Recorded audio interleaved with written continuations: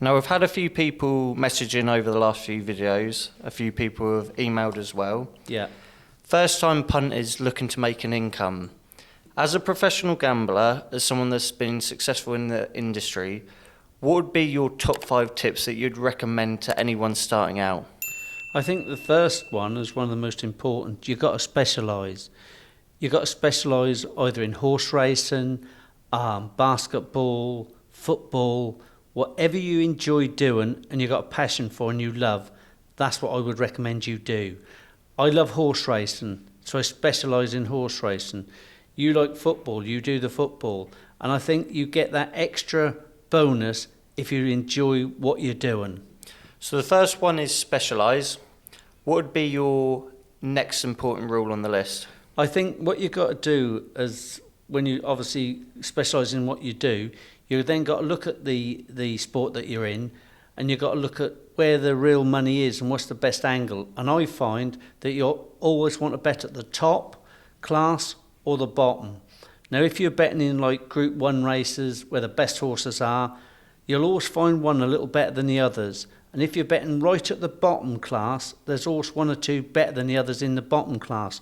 But when you start coming down from the top and coming up from the bottom in class, and they start to dovetail, that's where you find very difficult. They take it in terms of beating each other.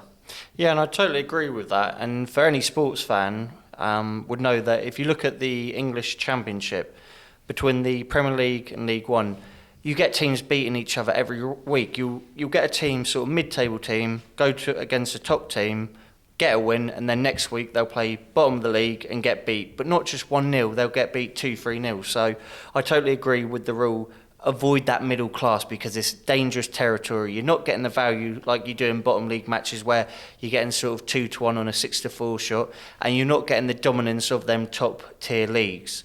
Now, what would be your next point on the list? I think the third thing that I'd like to say is very important, is just bet full bets. Have your maximum bet on every selection. Don't keep having £3 bets, £2, £1, £5.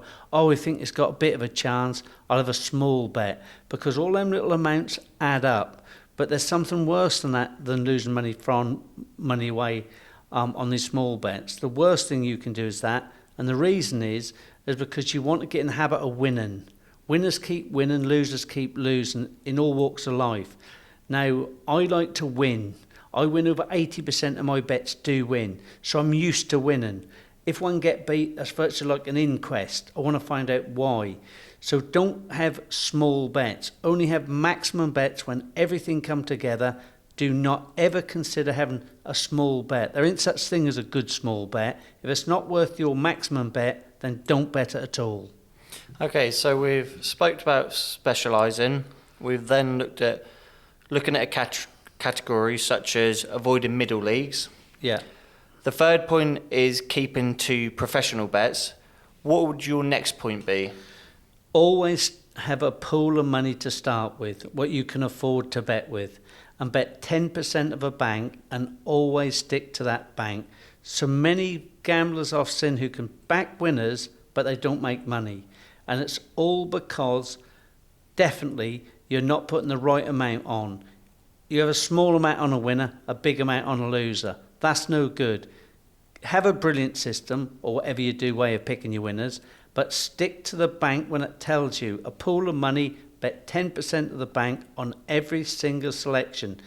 Even if you think, oh, this isn't quite as good. If your selection theory is good, the theory that you got and your method you got, or however way you pick your winners is good, stick to it and stick to the bank. So as your bankroll, you put more money on. If your banks start to come down after a couple get beaten, you'll have times when 1 or 2 will get beat, you decrease, increase after a winner. That's very, very important. And just to finalise things quickly, what would be your final point? I think the main thing is what I do, is I use algorithms and systems to pick my selections. You've got to have a good way of finding the winners. It's no good relying on hearsay. Do your own thing. Be independent. You know, in the next podcast that's come along, I'm going to learn you and teach you how to use algorithms make your own algorithm, your own systems, and make money from professional gambling.